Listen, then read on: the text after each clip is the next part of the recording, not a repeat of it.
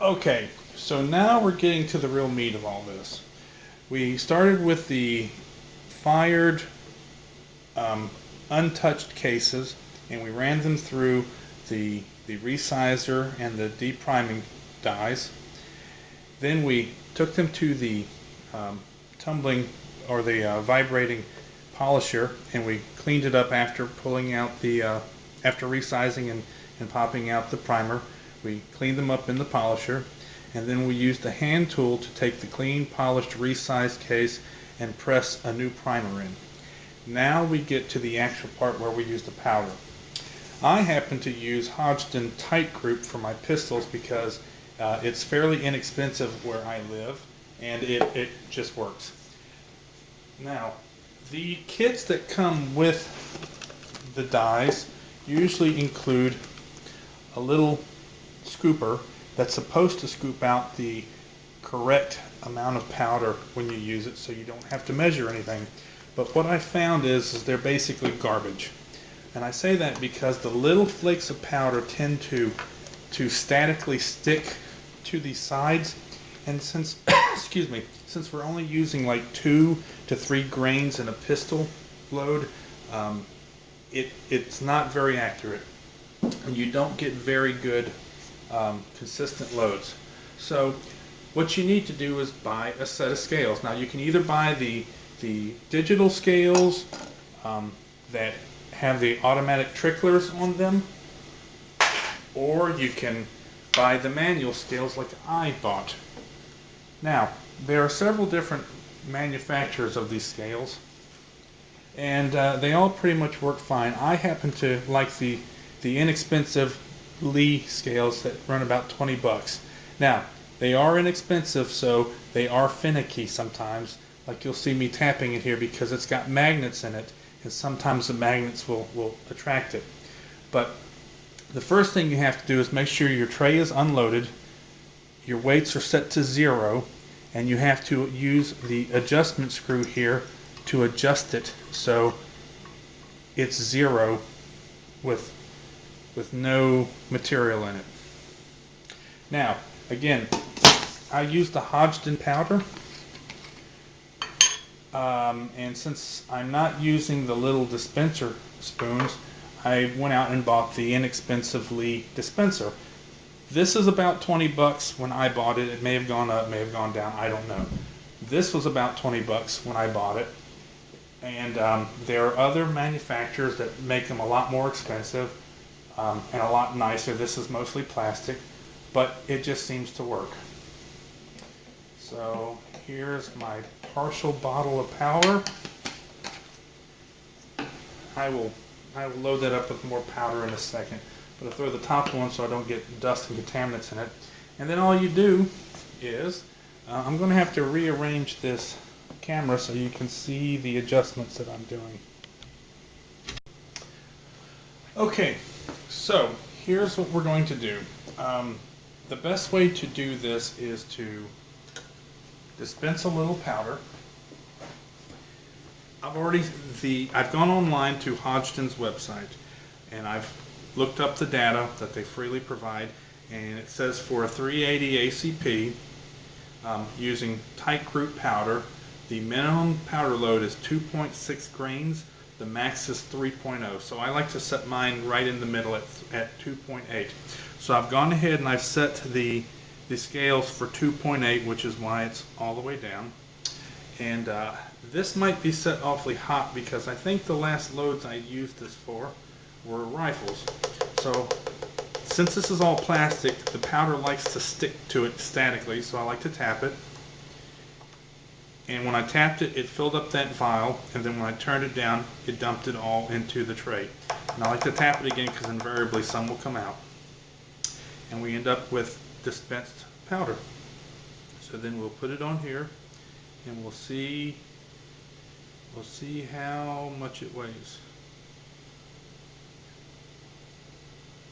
Okay, that looks like it's a little bit heavy, so I will take this, I will dump it back into the dispenser, and I seem to have some more left in there, so I'm going to tap it again. Okay, and I will turn this in just a little bit. Now, this dispenser actually has graduated markings on the adjustment here, but from experience, I found that they're useless. The best way to do this, I found, is just to measure and remeasure and measure and remeasure until it comes out right. So I just screwed that in a little bit. Let's see how it works out. Okay, it looks like it's still a little bit heavy. So we will dump that back in there and try again.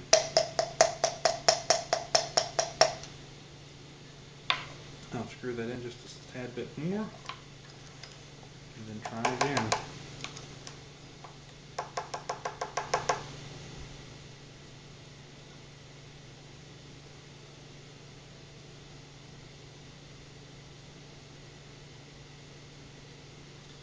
Still a little bit heavy.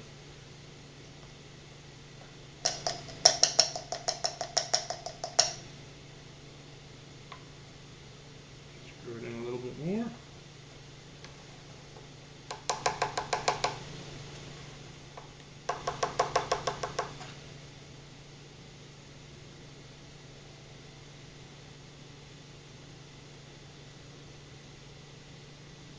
We're almost there. That's probably within the range, but I like to get it as accurate as possible.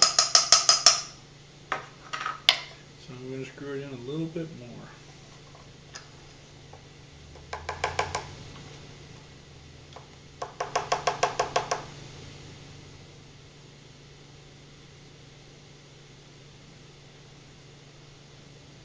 My poor scales have been abused for so long that they tend to stick a little bit. Now that's a little bit light, so I'm going to back it out just a smidgen. Try one more time.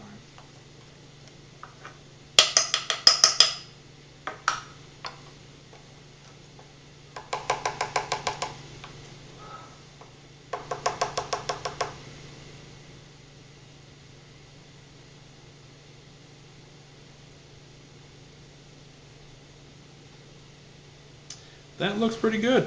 So it looks like we've got this set. So I will dump that back in there.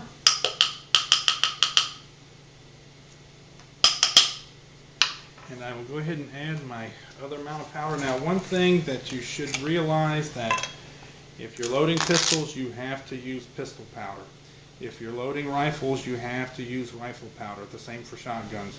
Do not try and use pistol powder on a rifle. It is a very bad idea. So there we go. Got my powder loaded up. And that's set for 0. That's set for 2.8 grains. And one more check just to make sure. Throughout loading, I will pause every once in a while and just re-verify that nothing has changed powder-wise. And I end up getting very consistent bullets because of that. Nope, that looks like 2.8 grains, which is what it specified, so we're now good to go.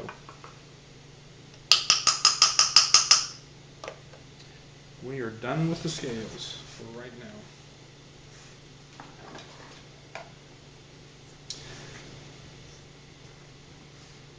Now, the next step is,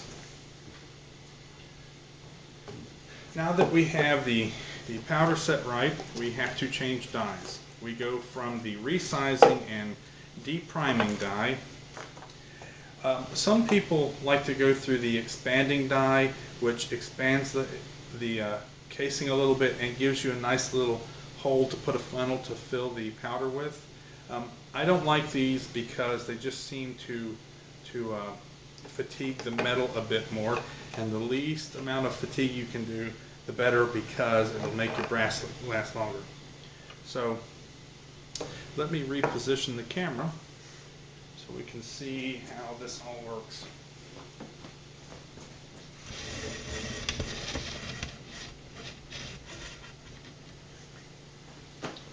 Okay, so we take out the resizing die.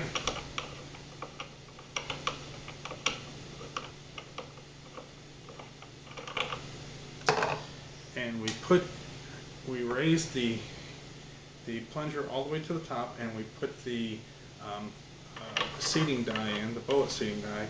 Now the way this works is this part goes into the die. You screw it all the way down until it stops.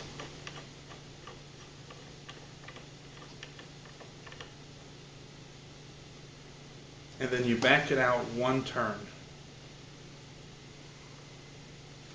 And then we lock it down. Now, we can still adjust the amount of crimp. This die will, excuse me, also crimp the casing to the shell, or the bullet. In order to adjust the amount of crimp, you screw this down. You take it, you undo the one turn a little bit each time until you get the right crimps that you want.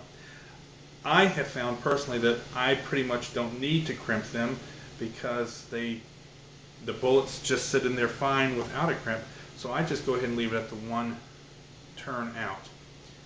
This dial right here adjusts the bullet's seating depth. Bullets all have a maximum allowable length. This screw turn adjustment right here is what sets that bullet depth in the casing. So let's take our cases, our primed cases, and put them in a container that's easy to handle.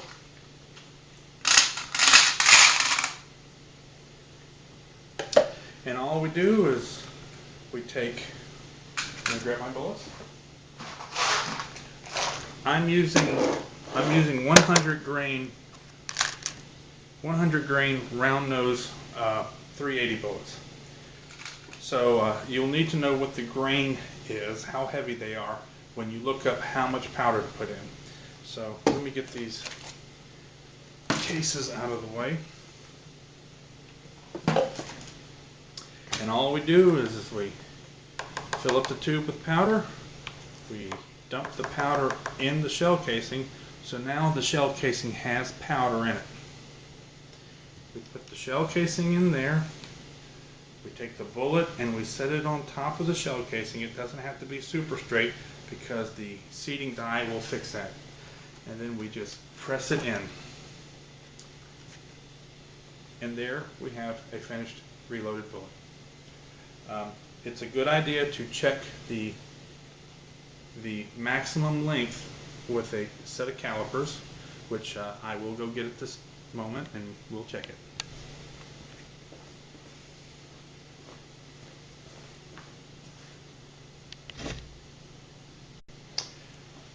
Okay, this is my dowel caliper. It's not real expensive. I picked it up at Harbor Freight. You can get them wherever you want. I know Home Depot sells them. I just happen to get mine at Harbor Freight.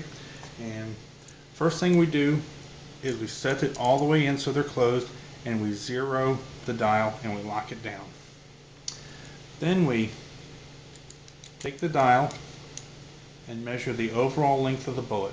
Now this is saying it's 0.963 thousandths of an inch. So let me check with my guide here. And let me make sure that the camera's pointed the right way again since I just kicked it. There we go, that's better.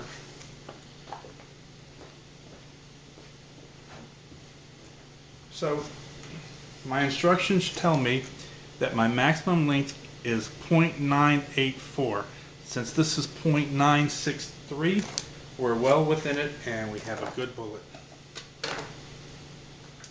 Now, I like to save the old trays for my old bullets because they come in real handy when you're reloading bullets. And to do it again, we take the primed, clean size casing, we put it in the dispenser, we fill it with powder, we put it in the shell holder, we set a bullet on top of it, and we press it together. And there's another completed bullet.